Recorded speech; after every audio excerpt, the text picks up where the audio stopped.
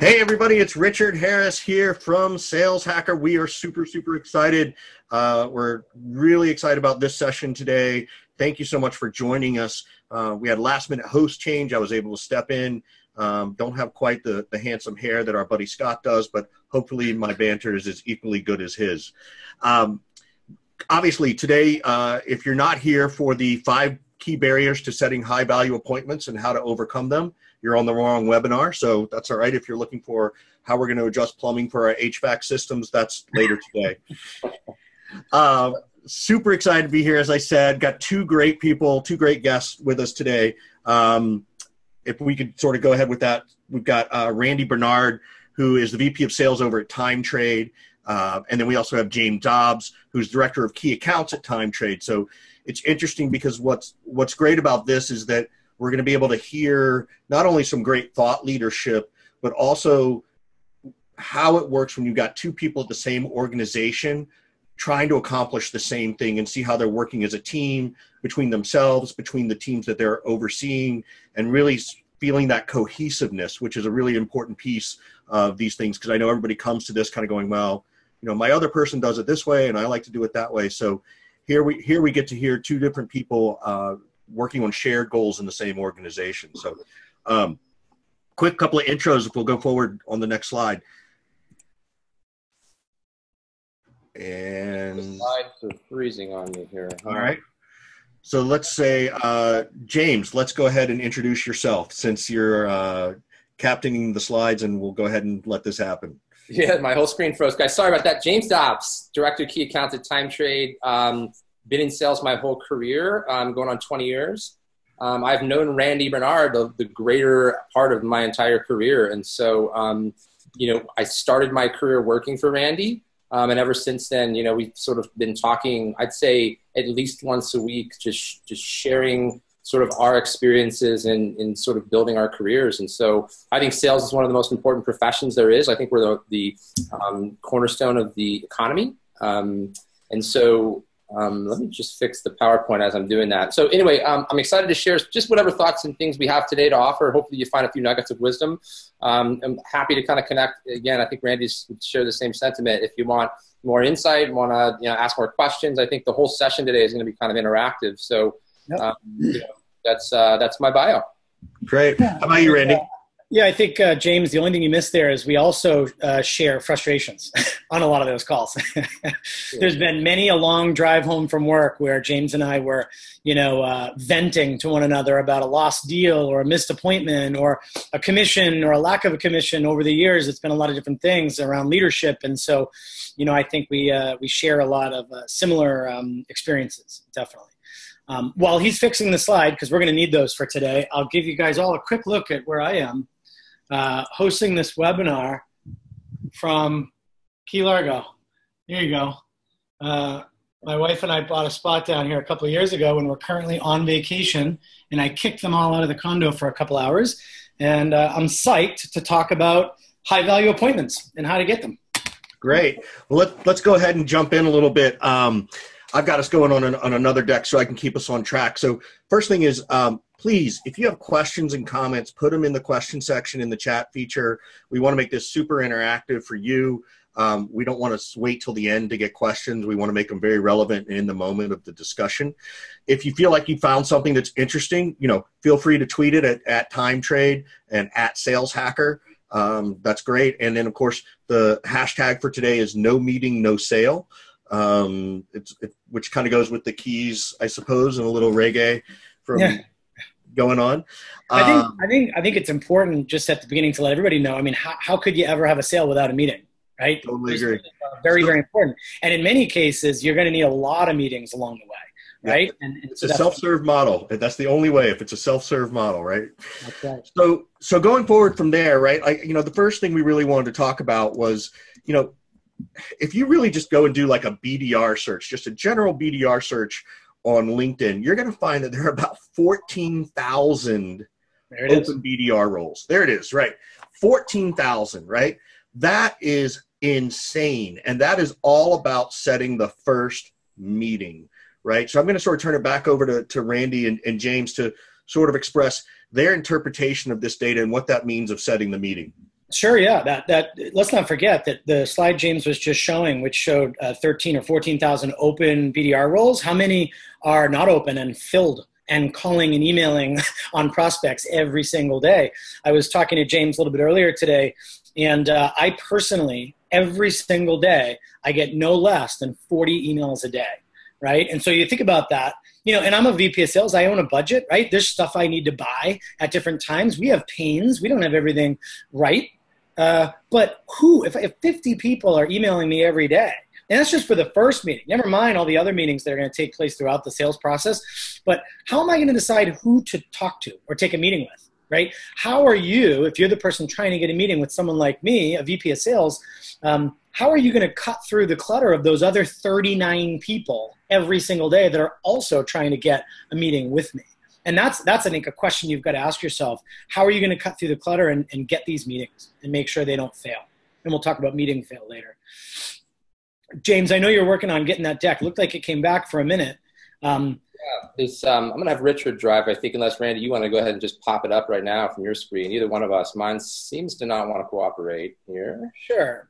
If you can look at it on your end, I just want to, Richard, do you want me to try to run the deck, or do you want to? I think I'm doing it right now. We're doing it right now. Well, I'm going to talk about the statistics we found. We did a bunch of reporting. TimeTrade spends a lot of time and energy doing a lot of research, right? As I'm sure some of you may have seen if you're familiar with TimeTrade. And, we found that only 2% of sales occur at the first meeting, right? That's one crazy statistic. So you're going to need at least a handful of meetings along the way.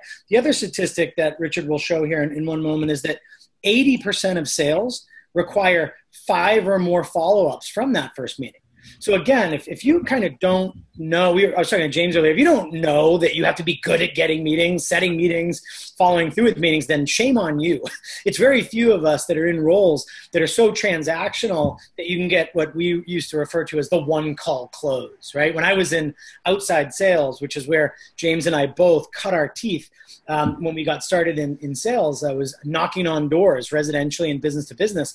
Every now and again, you would walk into a business or knock on someone's door at home, and you would actually make a sale in that first meeting. We call that a one-call close. With technology and SaaS these days, it's rare that many people are getting a one-call close. So you've got to get good at meetings. James? Yeah, I just added that, again, these statistics, I think, are, it just shows you don't skip things in the process, right? If you think a customer is really excited and eager to buy and all the buying signals are coming across, sometimes you have to be the one to slow it down, right? It's unnatural as sales professionals to do that, right? Sometimes we say, no, this is just, we're capitalizing on momentum, all the needs and signs and symptoms of us being able to solve their problem more completely quickly. I think sometimes it's our responsibility to say, hey, oftentimes, Mr. Potential Customer, there's IT that wants to weigh in on this. Let's not be hasteful, right? Let's get them involved, because the last thing you want to do is go into right before implementation and things get frozen, and it could really totally blow up the sale, right? So yeah, I think sometimes these statistics help us kind of humble ourselves, like, okay, what is the right engagement model for the type of product selling to the type of market at this price point? And sometimes you just got to make sure you're modeling that process. And if things are going too well, it's sort of like anything. If things are going too well, just take a stock in what's happened so far, right? Be your own critic a little bit. And so I think that's probably my lesson, at least in the 20 years I've been doing it, is sometimes, I still commit the same sin, right? We're infallible creatures, right? But when I hear someone say, yeah, we'd like to make a decision next week, and I go, the first thing I think of is that's not happening, right? It doesn't matter what. It's just, I know you'd like to, right? But there's probably a lot of stakeholders involved. Have they all been, resourced? Have you gotten all their feedback? Is there a committee? You've got the budget. Everything's been taken care of. They said, we've got most of that. I go, all right, so let's agree that maybe next week let's agree that come together next week. And if you want to buy our solution, then let's get everyone else involved to make sure all of their lists are complete as well, right? So that's my feedback on some of these statistics, is just sort of follow your own engagement model. Well, I think also, and the statistics don't lie, right? Numbers don't lie. 63% of buyers take more than 3 months to purchase, right? And the last statistic you'll see on the slide, if we get those up, although they'll come with the recording and we can send them out eventually, but we can still speak to them. 20% of all sales take 12 months or more. right? So I think, and something we'll talk about a little bit later, I think that one of the biggest mistakes people make is they try to close too early or too late, right? So we're going to talk a little more about the timing, but look at that last statistics there on the 63% and 20%. Like, you got to understand, these things are going to take time. So if you're rushing people and trying to get them to have some meeting with you before it's time for that, you're probably hurting the relationship. Things take time. Cool. So what exactly, and it looks like we've got the deck up. If people can't see us, let us know in the chat or the question answer. So thank you very much. So what exactly is a high value appointment, right? Because there are all kinds of appointments, particularly, depending on how you, some of this is a compensation question too, right? Like, you got to make sure your compensation aligns with what you want for appointments, but how do you guys define that? Yeah, I'll start. I think the first thing people think about when they think of what a high value appointment is they think first about money, right? Oh, it's my biggest deal or something like that. So, I don't know that we'll spend a ton of time talking about that. I think that's obvious that, we try to treat at TimeTrade, we try to treat every single customer the same, right? If they're a company we want to sell to, then, we owe them, the same amount of respect and time and courteous attention to detail. But I just think naturally, if you've got a $4 million deal in the pipeline, sometimes your knee-jerk reaction is a little faster on those, or quicker, or it gets a little more attention. I think for other people, high value comes with the logo, right? Every company likes to have great logos on their logo slide, and every sales rep, needs to start building a resume, right? And being able to say when they go interview at the next place, I closed, whoever it is, JP Morgan or Wells Fargo or, Facebook or whoever the cool logo is in your space. But I was talking to James, I manage and oversee about a dozen people, whereas James is still an individual contributor, right? And he's the guy out there closing $1 million deals for TimeTrade with huge enterprises. And his idea of a high value appointment is a little bit different than just dollars or logo, which is important. James, would you mind speaking a little bit to what a high value appointment is to you, someone who's closing larger deals that have a longer sales cycle? Yeah, absolutely. I think, to your point, it's less about logo, the status, even the job title of the individual or team or people or group that is in that meeting. To me, it really comes down to, did this create or accelerate the velocity of my deal, right? That's the total measurement of the outcome that I'm looking at. So high value to me means this meeting, this appointment, the content, the experience of this appointment has created significant acceleration on the approach that I'm taking in creating value for this customer. So the couple questions I always ask myself is, did I make a connection, right? So did I make a connection with the person in the meeting? Did I enter into rapport with them? Was there sort of a common understanding that, I'm someone that you're interested in having more conversations with? Is there a connection individually? Did I connect my value proposition to their actual stated problem, right? Is it a priority for them? So is a connection with your solution and their problem and you individually? To me, that is the basis by which then you can actually say we've created the opportunity to have a high value appointment. And then is there a shared vision? Is there a common set of things that we're going to take away from this? So I always say if everyone involved in the meeting, all parties have homework that they're eager. That's a great meeting. Right? Then it didn't feel like you went to a class that you're totally bored in, right? So I have a question though, and I think this actually came from the crowd, so thanks for asking. Before you get to the meeting to determine it's a high value appointment, right? Or if it was a high value appointment, how do you define what is going to be a high value appointment? Where's that transition between, or not that transition, but what is that value you're looking for as the appointment was set for you by a BDR or SDR to go, hey, this is worth James's time, right? I would just add one thing. Today, we're going to be talking not just about the first appointment, right, that the BDR sets, which is crucial. But there's lots of appointments you need along the way. And so I'm going to answer your question by talking about one of the meetings that might happen later along the way, not the first one. I think one of the questions I was told to ask very early in my career is, who can say no? right? Like, who is the person in your organization that can, say no to this whole thing, right? That may have other priorities or want to use their budget on something different. And I think sales reps are afraid to ask that question. They just want to have happy ears, we refer to it, and just keep selling to whoever they're selling to, whoever the champion is or the main person they connected with at the first point. So I can tell you this, if I can identify, for instance, that Richard is the guy that can say no, and I actually am accomplished getting Richard on a call that's coming up, then I know that's a high value appointment, because I know I'm going to have the guy or gal on the call that could ultimately, remember what James said about accelerating and giving a deal momentum? You, Richard, if you're the guy that can say no, you can actually decelerate. Is that a word? You can slow the deal down, or you can thwart the deal outright. So I think that's one way to identify, do you have the right people on the meeting? But how do you get your BDR to help you fill the pipeline versus fill the calendar, right? What are you requiring them to do or to determine that, hey, this is even going to be worth James's time?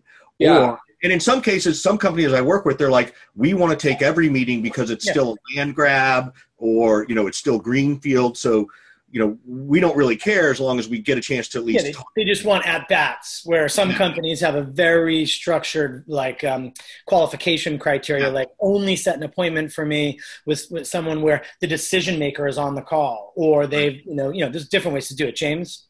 Yeah, I was just to say that's it's incredibly important, right, to know the context going into a call if it's being set up by a BDR. So it's just as much about having a great set of expectations, right? Okay. And so, to me, that's the trigger point, right? Where it's maybe I'm taking a lot of first calls, but I'll know as the account executive or the account manager for the BDR, I'll know early into that first call, and we'll create a dynamic between BDR and AE around, hey, did you hear those things that were uncovered very early? You could probably start incorporating some of that pre-qual stuff, right? So that I'm actually spending more time to create higher value appointments. And so I think the answer to me is just it's about alignment between your BDR and AE, just as much as it is about trying to fill pipeline versus having meetings. And so the other thing I'll add to this, and we can move on, we have a lot to cover, but I love to have first conversations because you can always ask for the referral into the right team, group, division if you have what you believe is a solution that can offer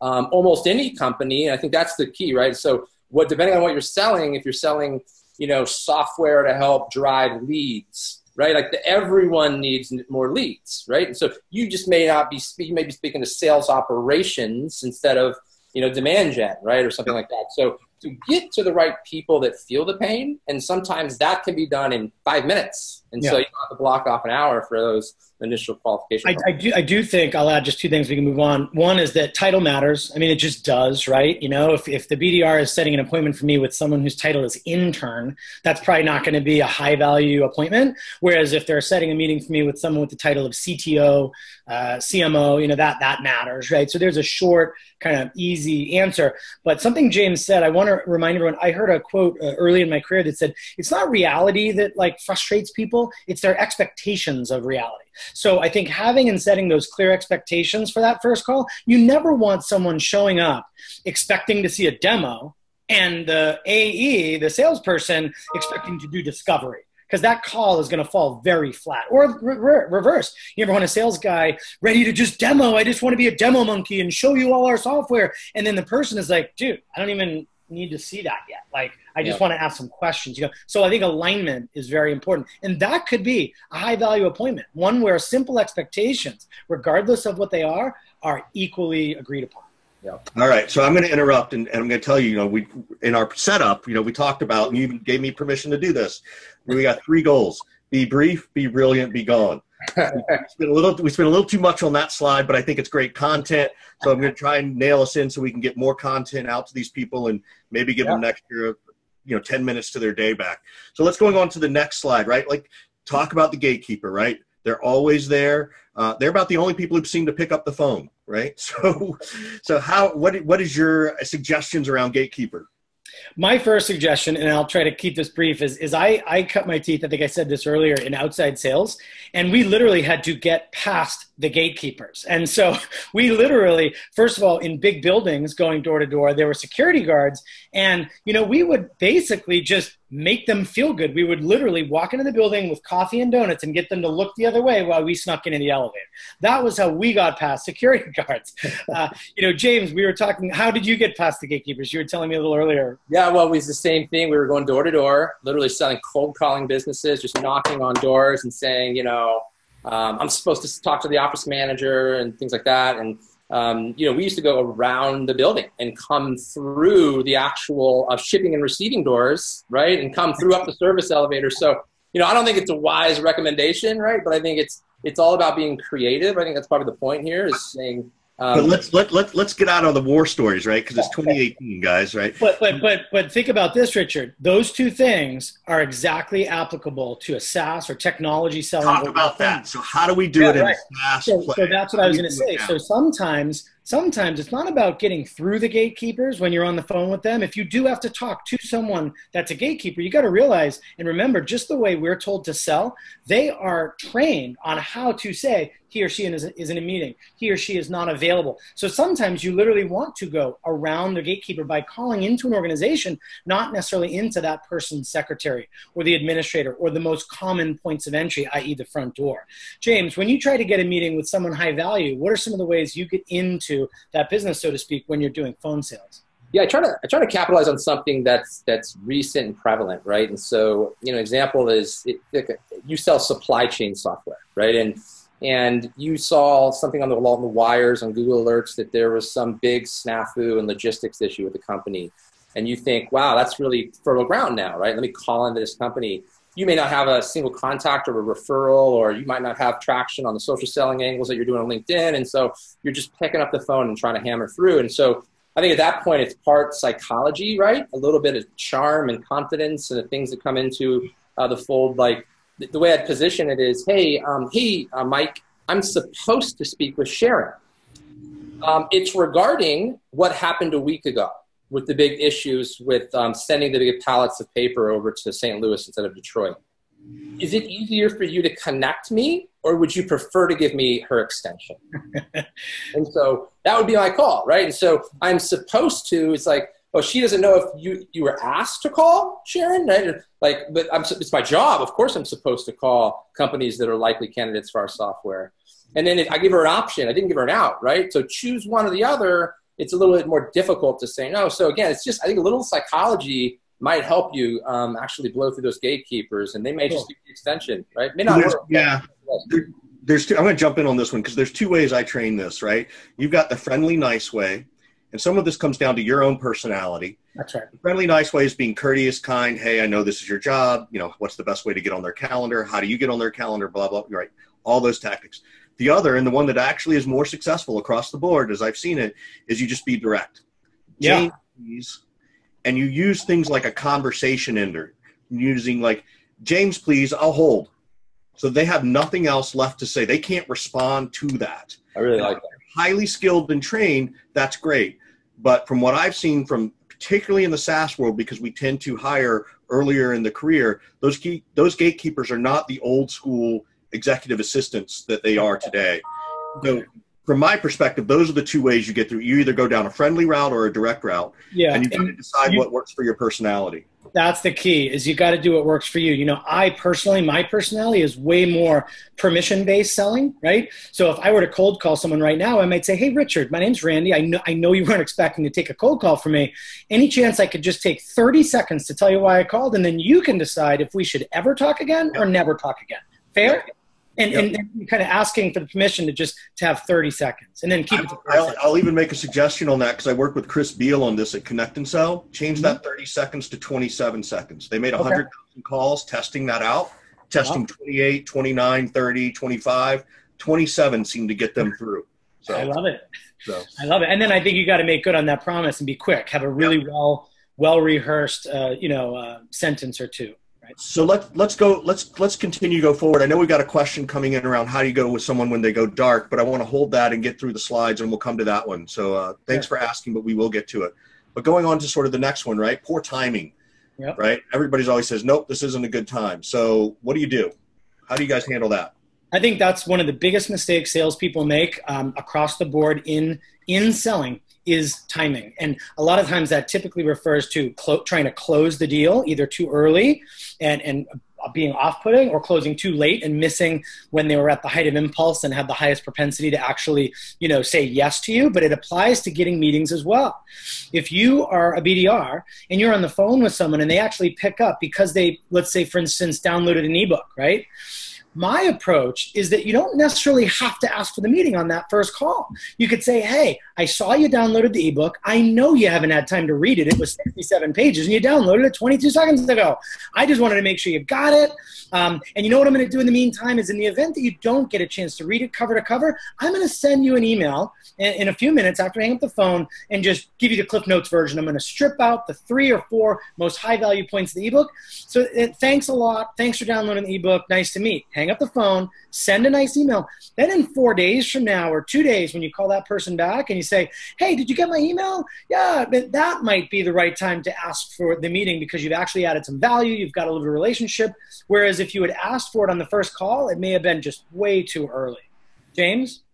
Yeah, I think, and I sell to larger companies. There's lots of stakeholders. So the connection I have to poor timing is when to bring maybe disparate groups together, right, on one single aligned initiative. And so, when I'm talking to someone, I say, hey, Kathy, I don't know if it's the right time yet, but should we start to consider, and I create a we moment, and I said, should we start to consider IT and compliance and, all the procurement folks? Like, what part of the process should they become folded in? So, because the last thing we want to do is to leave them out when they obviously might have some critical feedback to helping us become more successful in this engagement. So, I think timing-wise, create a we moment, and then, as Randy said, I think you have to know exactly when to ask for what throughout the process. I think for salespeople today, there's 2 things they have to become really super familiar with. One of those things is you do have to know when you can smell blood in the water, when to strike, right? So basically, you never want to ask a question you don't already know the answer to, right? You don't want to ask someone if it's time for a meeting if you think they're going to say no. You want to ask, if we should set a meeting when you think they're going to say yes, right? And a lot of that has to do with understanding the buyer's journey. So I think for BDRs, SDRs, AEs, if you can really understand the buyer's journey, you'll get a lot better with your timing. And what I mean by that very quickly here is we're on vacation. I'm going out to eat a lot down here in the Keys right now. Not one waiter or waitress has walked up to me right when we sat at the table and said, may I bring you a dessert menu? They know that dessert comes at the end. The first thing they ask for is drinks, right? So I think if you can understand as a seller that your prospect goes through stages in the sales cycle. The first one is typically referred to as pain identification. They're just trying to figure out if they even have a problem, if other people have the same problem, if there are technologies out there that might be able to solve it. When they get past that, they get into typically solution research, where they're actually digging around, digging into different solutions, and eventually they get to solution selection, where they're at a point where they're ready to make a decision and part with dollars. If you're trying to deliver dessert when they're still in pain identification, you're going to have misalignment. This barrier is going to kick in, and you are not going to get what you want. I'd be willing to bet if the waiter or waitress brought by the dessert menu and showed it to the kids first, they'd get more dessert sales. They'd be, because mom and dad are going to say no, and the kids are going to look at mom and dad like, oh my God. And by the time dessert comes around, like guilt-based. You're sucked in. So I like that idea. It'd be interesting.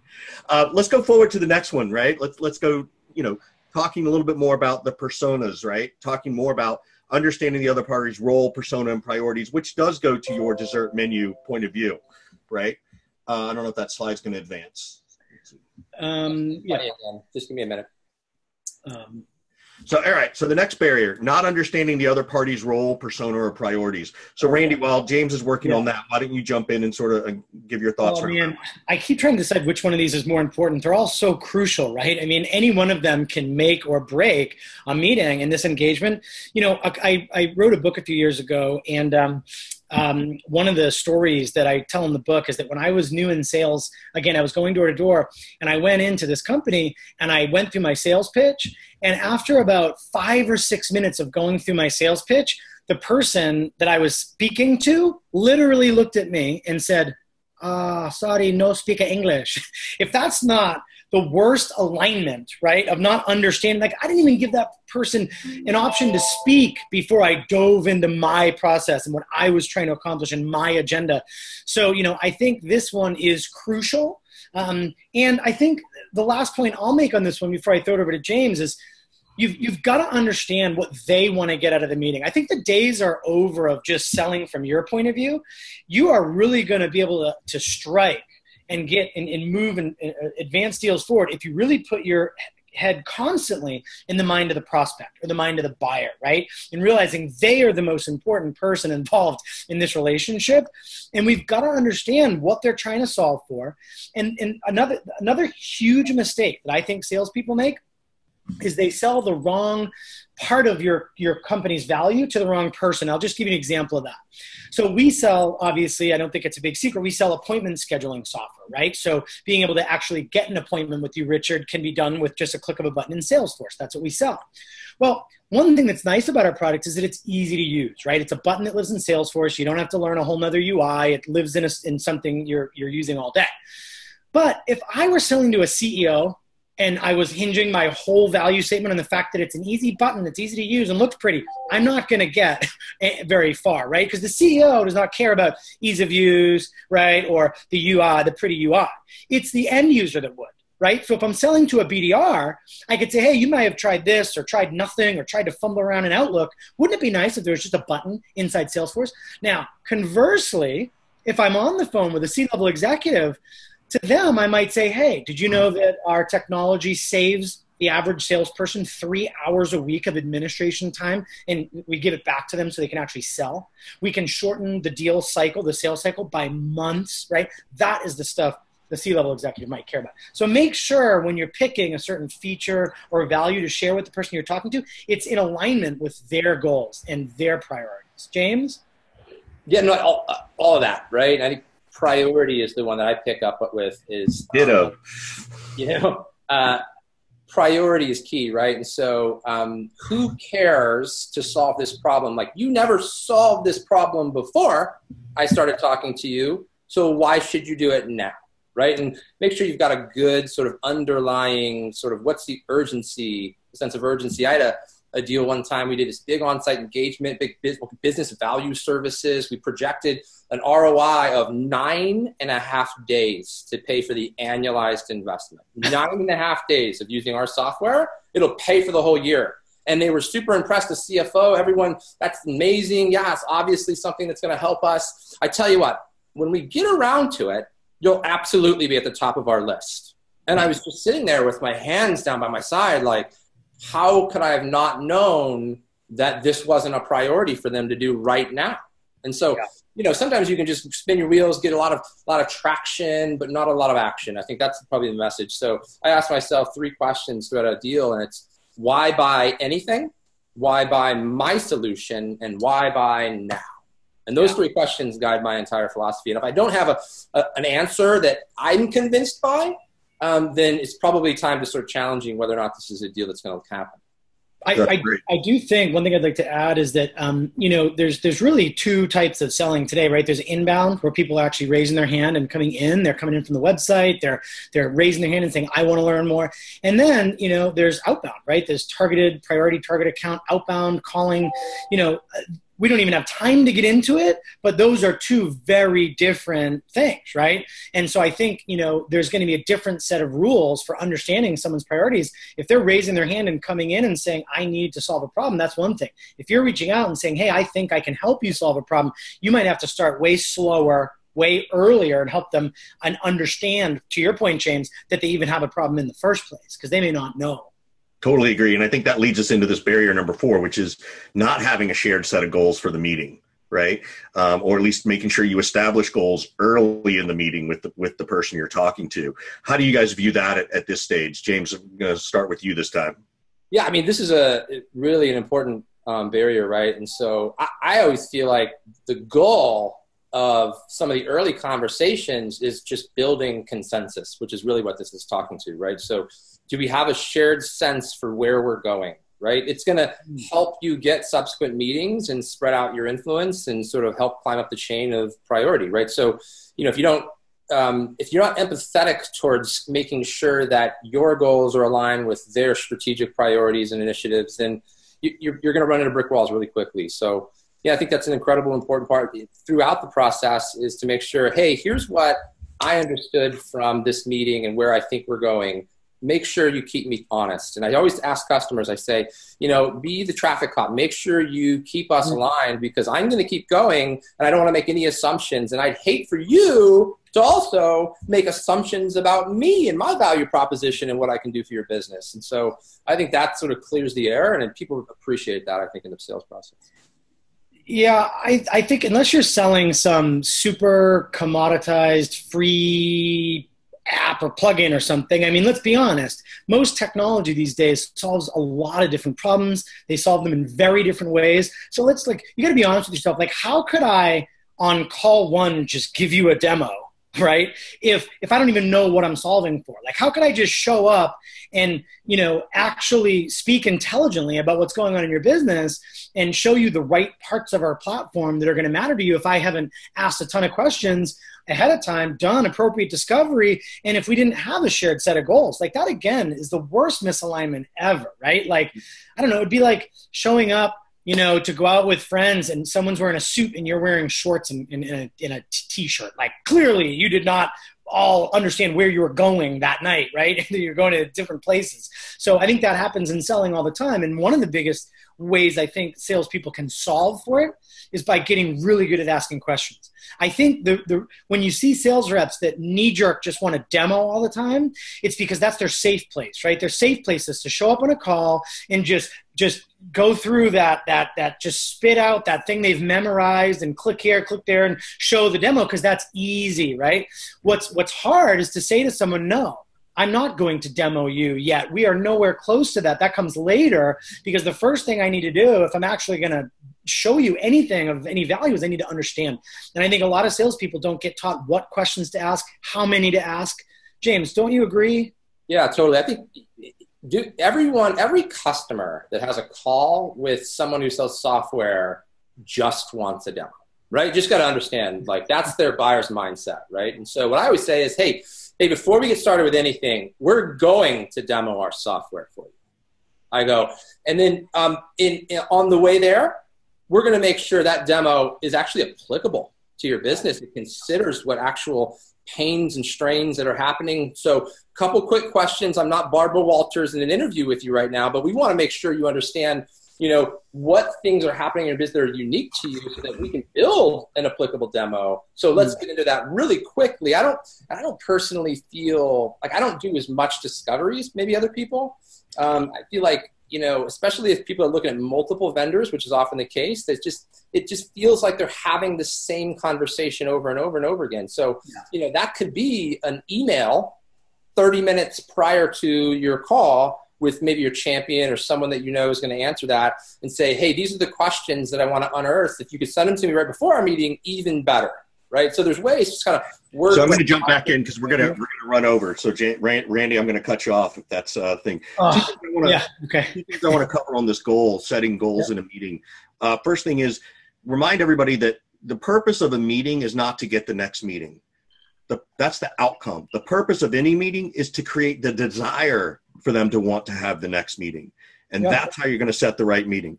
The other thing I want to say about demos, right? First of all, so many demos are demos. They're not product training. So many demos reps go through to show every little feature. No, the goal of the demo is to engage and do better discovery to make sure that they're seeing the right thing. So those are my two quick pieces on those topics. Going forward to the next one, making it too difficult to request or schedule a meeting at the point of need. Oh my gosh, friction. Talk about this. Reduce this level of friction for people. Yeah, you're going to slap me on the wrist. I want to make one comment on the last slide, but I just want to say someone asked a question about going dark. I just want to answer. That's the biggest reason I think people go dark, is they don't have expectations for what's going to happen on the call. They just think I'm going to show up to meet a guy and talk about a thing. So it's easy to blow you off, because you weren't asked to show up on that call with any particular questions or to see anything specific. So sorry, on that last one, that's what I believe is the biggest reason why people go dark. And it's because there was no agenda or agreed upon expectations for the call. Now, on barrier number 5, making it too difficult. Oh gosh, it's so funny. Companies spend thousands, tens of thousands of dollars to try to get people to come to them and raise their hand and ask for a meeting. And then they have to fill out a form and nobody gets back to them for 5 days. Like, what's the point? Why did you spend all the money on getting the inbound to have someone maybe call you in 5 days from now? So I think making it too difficult is the thing we wanted to get across here. Is you've got to make it easy for people to get an appointment with you. I have a lot more to say. I want to keep us on track. James, do you have anything about this? Yeah, I think I came to TimeTrade. I worked at Oracle, right? And so, I felt this pain significantly, right? I had, 3 to 5 sales engineers that I needed to engage on a call. So that's the internal folks that I need to be considerate to their schedule. I might have several different stakeholder groups, maybe a consulting business. So I have 3 different organizations, 15 people. I'd spend 3 to 4 days a week just trying to orchestrate calendars, meeting times, people, resources, conference rooms, and it chewed up my time. And of course, I had to sell and build pipeline and do all the other things and add value to customers. And so I was just working more. And so I think, if anything, like obviously we have technology that aims to solve some of this problem, but it's an obvious. Once you start seeing that there's a better way to do this, there's no way back. So that's my feedback.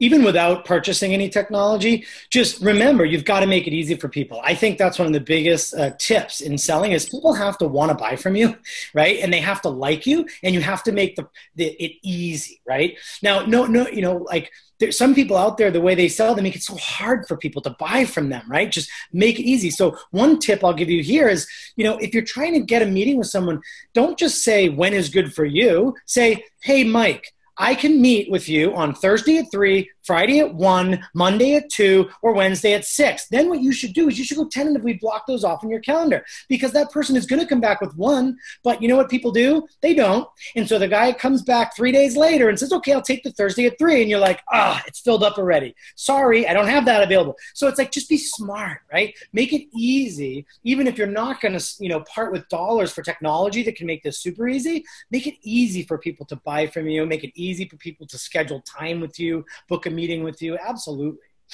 Before we go into this next slide, I want to take a minute or two to take some of these questions. One of them feels a little loaded, so I'm curious if it's a competitor or if it's someone on your team trying to do a product announcement. But I want to go back to the first question that was answered, right? How do you go around someone? And they gave a really good example, right, where someone goes dark, which is, I think, a little different than how Randy answered it. But the scenario was for a large opportunity, right? How do you properly leverage alternative points of entry if your initial point of entry goes dark? So, for example, and I've got an answer, but I want to hear you guys. But, it's like, hey, I send an NDA over to this, person, and they've gone dark and haven't responded to me in, 3 days, 4 days. Am I stuck? Do I go around them? I don't want to offend them. What do you do? I've got a very specific tactic that I teach people, but I'll have you guys go ahead and answer that one. James? Yeah, this happens a lot, right? So competing priorities. And so we get in our own heads. We're our own worst enemies sometimes, right? Oh my God, this guy hasn't gotten back to me in a week. What does this mean? This deal's falling apart, right? We just go down the negative trail of everything's failing, right? It's all coming apart, right? And we go down, and it may not be the case. So I'd say the first advice I have is just be careful to sort of judge the actual deal, right?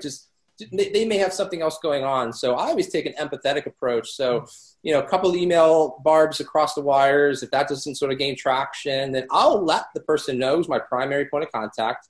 Hey, listen, I know it. Obviously you're busy. There's something has gotten your attention. I never got any indication that we weren't going to continue our engagement. So I'm going to reach out to just one other person.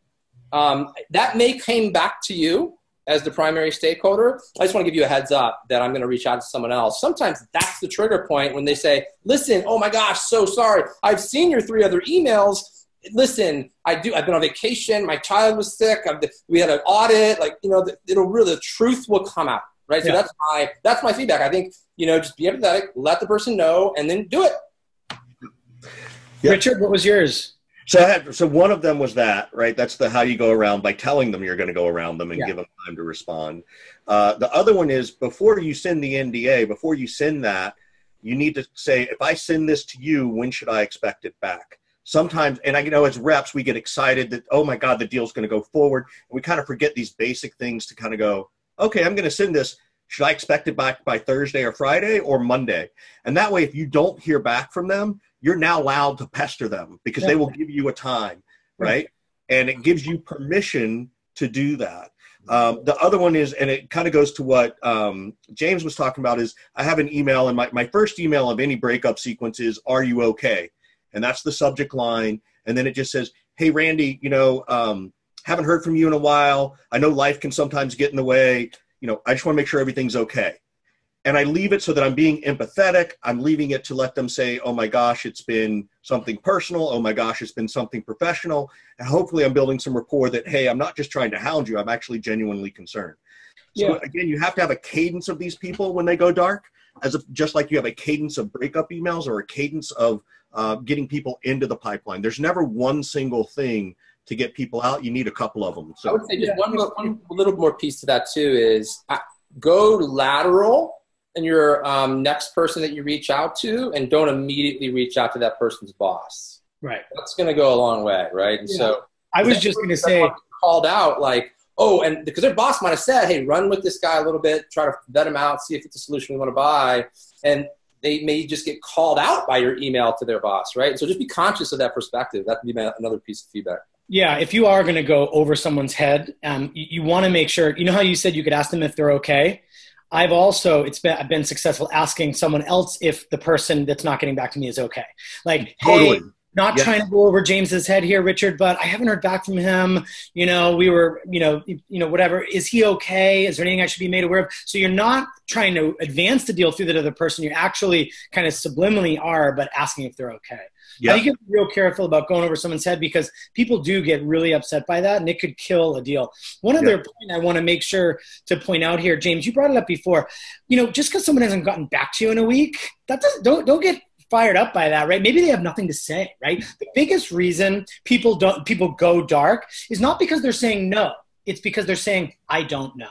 Meaning they don't know. They don't have anything to tell you yet. So another way to make sure you don't end up here in the first place is to try to always have a firm future commitment set up in the future. So I would say, hey, Richard, is there any chance, would it be okay? I'll put a meeting same time next week to follow up on that NDA. And my biggest fear is, I end up pestering you or calling you and emailing you, and I don't want to frustrate you at all. So is it okay if and then you would say to me, nah, that's too early. There's no way I'll have it back by then. They got a lot of, okay, no problem. How about 2 weeks from now? Same bad channel, same bad time. And eventually I'll find a time, even if I have to go to a month, where you will agree to let me put that placeholder so that we don't get eaten up by other meetings. And then to your point, I now have the permission 2 weeks from now, 2 months from now, to call you, and I expect you to show up. And if you don't, I'll email and you say, hey, Richard, what happened? We had agreed. We had it on our calendars to meet today at 3:30. Is everything okay? So try to get ahead of it.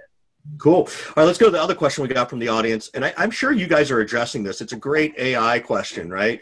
How's AI affecting? Maybe you guys are already doing stuff in TimeTrade with AI, but are the bots going to take over this piece, right? It is such a crucial thing to be done. I've seen some things that are out there that are kind of like this, but how do you guys see that from what you guys do? I'll take this. I am so frustrated with the admin that it takes to be a sales guy. In the old days, and I've been selling for 20 years, it was just bang on the phone, call, hang up, call, hang up. Now, there's so many different platforms you got to manage. There's so many things and enablement and all this stuff. It's taxing, right? And to get appointments, we know it takes the average salesperson 4 to 6 attempts to get an appointment, and it burns hours of time every week. So I hate it. If this does sound like a plug, I apologize. But, there's a million different reasons why you would need to schedule an appointment with someone. Early on, that may be because their lead score increases to a certain threshold because they've downloaded a certain number of things. Or maybe it's because you haven't engaged with them in a certain amount of time, so it's time to engage. Or maybe it's a customer and they have a renewal coming up in 90 days and you want to do a QBR or a check-in call to identify whether they're going to renew. All this is just data, Richard. And of course, anything that can be seen in the field in Salesforce our technology can read it and understand that an email should get sent with an opportunity to meet and schedule an appointment. Well, you guys, but is the technology getting to the point where you're not even going to know that that email is getting sent, and all of a sudden you're going to have a calendar invite show up, and then you're going to get an email saying, hey, I just set this calendar invite for you? It can if you want to let it get that aggressive, but let me ask every salesperson on planet Earth one question. When you show up in the office in the morning and you've got meetings on the calendar with prospects that you put zero effort into, that's like Christmas morning. I'm going to get in close. That's like Christmas morning. It's unbelievable. It's like, it's just like, that's the ticket. I'll just add this. Every Monday, like it's crazy because like I'm excited to get into there and check my calendar on Monday morning. Like that, it creates a cultural change in your organization too. So every Monday morning, I've got 4 to 7 meetings that week that I either had campaign software out doing AI triggered invites, and stakeholders were forwarding it to other people and confirming and hitting my TimeTrade link. 4 to 7 every single Monday morning I see on my week, and it's just such gold for me because then I'm planning, I'm preparing for those meetings, I'm making more of an impact, and I'm not constantly crawling after these people. So yeah, it's absolutely. And Richard, let me ask you a question. If you're a buyer and you go to someone's website and you click get a demo or talk to a salesperson, would you like right then and there to be able to accomplish that? Or would you rather fill out a long form with 92 pieces of information and then wait 4.5 days for a BDR to call you back when you've all but forgotten what the technology even was because you were just browsing over lunch? So, you know, when you go to TimeTrade and hit get a demo, the calendar flips over and says, fine, pick a time, and you can pick a time for this afternoon. I'm waiting for the technology to just dial the phone right then. If they click the demo, like I want that Amazon customer service, like I need help, and within 5 seconds the phone rings. Like we're getting there. I know we're getting there, and so it'll be interesting. But I want to be conscious. I know we promised to give people 4 extra minutes of their time back, so that gives us 3. Bonus tip, right? The meeting fail. Let's talk about this real quick. Oh, James, you want to start? I mean, this happens so often. Yeah, I mean, I had one today, right? So I think the first part is just know that you're infallible, right? Like meetings aren't going to go awesome every time, right? Like, someone once told me, like, in order to really appreciate success, you have to sort of appreciate failure, right? In some ways. So I think just knowing that something, but I think we're our own risk critic. I go back to that. And so I often don't know if I've gotten off a call before and it's like, gosh, that meeting went terrible. Earlier today I had one and the expectations were misaligned. They were super aggressive, almost rude, right? And I felt like it wasn't really, and I sent a nice, like, humble email afterwards, and they scheduled an immediate follow-up, right? And so, I don't know, like, don't consider everything a failure. A lead, to me, a prospect, like, it's never dead, right? I think you can't forget that it's just humans, right? We're all just humans selling to humans. So my approach is always to fall on the sword, right? The customer is always right. That doesn't work for everybody, but that's how I approach it. Anytime there's a meeting fail, didn't happen, didn't go as expected, I totally blundered it, I think an apology is in order, a request to have another shot, right? And just fall on the sword. I mean, that's the way I personally approach it because, people want to have to do business with you. People have lots of options. You're not the only gig in town, no matter who you are. Yep. All right, so let's go with the key takeaways, right?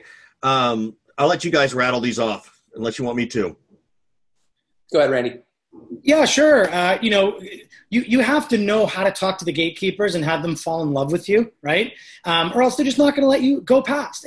Or you've got to go around them and go to other people. I mean, the bottom line is you have to have a strategy because what happens is if you get shot down on that first call, it's really hard to get back, right? If, let's say, you are calling someone and they say, no, thanks, we're not interested, and they hang up, boy, that's really tough to recover from. So I would say have a strategy, have a well thought out strategy ahead of time. James? I would add to that saying, if you have more strategic sales opportunities, people can become gatekeepers mid-sale, right? They could have been your champion yesterday, and then today they woke up and they prefer your competitor. And just recognize that gatekeepers aren't a fixed state, right? That would be one of the piece of feedback. Yeah, number 2, what's wrong? Instead of just assuming all the time and guessing, and why not just ask what people want to do next? Hey, what do you think is the next appropriate next step? To be honest with you, I don't think we're ready to have a meeting. James, you were telling me earlier today, you slow deals down, right? You use a lot of psychology to slow them down. Tell them that, will you mind taking that one? I was so intrigued earlier today when you were walking me through that. Yeah, I think, people sometimes we're sophisticated at selling. A lot of times people aren't as sophisticated in buying. right? And so like we sell every day. They don't buy every day, right? And so we do this for a living. Like they have a job that they do that's not just buying. Unless you're just dealing with procurement, it doesn't really matter. The deal's done. So to me, I feel like that's the part where you have to help them buy in a way that's actually productive, right? And so I always feel like, I have a lot of deals right now where I don't have any competitors, right? And the way I arrived there is because I was more thoughtful in my approach. I broadened their horizon in what they were looking for. I offered actual valuable insight that sort of got them to think about their actual needs differently. I think so the lead up sometimes can be the most valuable part. Your solution's secondary in that case. You're obviously the person that is guiding the lion's share of the value proposition. So sure. I don't know, to me, that's kind of the most important part. Yeah, cool. Number 3, I think Richard mentioned it earlier. A lot of times people are on there doing demos. And they're doing what do you call it? Product training. Yes. I'll tell you what that does to you. Here's what it does to you. You're going to show someone the 82 things that your product does. They're immediately, when it's time for pricing, going to say, well, I only need 22 of those things, so I want to only pay, 1/3, right? It's like, had they not known the other 61 things that the product does, they wouldn't have thought that your technology was too much for them. But if they only need your technology to do 3 things and you get on and only show them those 3 things, then you can maintain maximum value. So I think people just make that mistake from the get-go. Because how many times have you heard someone say, oh, your software's too expensive. It does way more than we need. Or, oh, it's too much. We're just going to go with a simpler version or the cheaper version. That's your fault. You put yourself in that situation. So I think it's, again, number 3 is important to say, what exactly are you trying to solve for? What exactly do you need it to do? And then when you show up and get to a point on the meeting or the demo, you only show them that, right? Great. So I'm going to skip the last 2 because we got a question coming in from Omar, which is when you're speaking to the company, there are steps such as start with marketing manager, then move to marketing director. How do you ask for the last person needed for a decision to take a meeting? Or do you just have to go through their steps, right? Do you have to follow their journey, or how do you either try to accelerate that process? I think James, you alluded to it a little bit earlier, but let's talk about it again real quick. Yeah, I mean, there's if they've laid out a process for you, obviously be respectful. That'd be my first kind of bullet, right? Don't sort of be obtuse to the idea that we have a process, it's for a reason. Maybe ask like, hey, I totally appreciate the process that you've laid out for me, that you want to sort of incrementally engage up the channel. Usually it has to do with they don't want to inundate their senior leadership, right, with things that haven't been totally approved yet. So to me, I see that as a sign. So if you don't want to get senior leadership involved yet, then this is much more of an idea and much less of an initiative, right? So that's a symptom to me of where the deal is, where the potential for that deal may lay. So yeah, I think it's partly being respectful, understanding what that means to the sales process and where you are today. But again, I think if you start with that marketing manager and you kill that meeting, their engagement model is going to go away very quickly. Yeah. Yep. I think one of the things I encourage people to say too is like, hey, I know that there's probably some other people who have to be involved. You work with them all day long. Based on what you see, what do you think they're going to say? So I actually start to get them to think about what their boss is going to say or how their boss reacts to things, because one will help you figure out when you can start to ask for them to come on board, and it'll actually help you avoid a couple of potholes in the road of what that person might say from an objection standpoint. So asking about those people is allowed, even if you aren't allowed to ask for the meeting with that person yet. And again, you got to feel your way through that to see what kind of rapport you have with your current contact. But doing that makes anything you can do that makes the person you're talking to feel more comfortable to introduce you to them is the key. Remember, saying to someone all the time, like, hey, I know this is important for you to take this to your boss, so my job is to make you look good. That's going to make it easier for them to take you to their boss, because you don't want to make them look bad if they're part of this decision. Yeah. One thing I'll add, I know we got to wrap up here, though, a little different than Omar's question. He said someone has a process. A lot of times, don't forget, people don't have a process and they don't know how to buy, to James's point. So if I know that I eventually need to have, let's say, the Salesforce admin on a call and the CTO on a call, a lot of times you can say to someone, hey, I'd hate I hate for you to have to sell this internally. I sell it for a living. Do you want to just bring some other people onto the call? maybe your Salesforce admin, because he or she will probably have to approve it, your CTO, because they care about security. If you want to bring them in, I'm happy to give a demo not only to you, but to all of those people to show them what you're out here, evaluating. A lot of times people are like, oh my God, thank you. Yes, let me see if I can bring those people onto the call. So sometimes you can use that to your advantage. Great. I know we went over. I think we may give everybody 30 seconds back in their time. But James and Randy, thank you so much. Randy, thanks for taking time out of your vacation to do this. And thank your family for us. We appreciate it. They're down at the pool. And thanks to everybody, thanks for sticking around as we had some technical challenges in the beginning. This will be available for a video for replay if you want to go back and see it, or if you want to share it with someone in the org. Thanks again.